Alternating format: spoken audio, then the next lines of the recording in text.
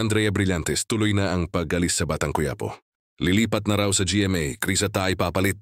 Patuloy na pinag-uusapan ng mga netizens ang kapalaran ng young actress na si Andrea Brillantes matapos kumalat ang balitang alis na raw siya sa ABS-CBN primetime series na FPJ's Batang Quiapo at lilipat na sa GMA Network. Ayon sa mga chismis, posibleng mag-move si Andrea sa Kapuso Network bilang bahagi ng isang bagong proyekto.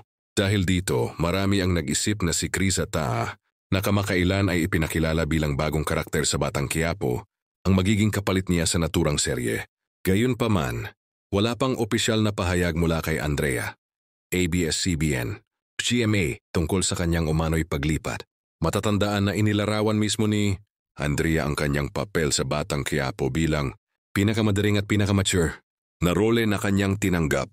Piyon sa actress, personal na desisyon niya ang pagganap sa ganitong papel upang ipakita ang kanyang growth bilang artista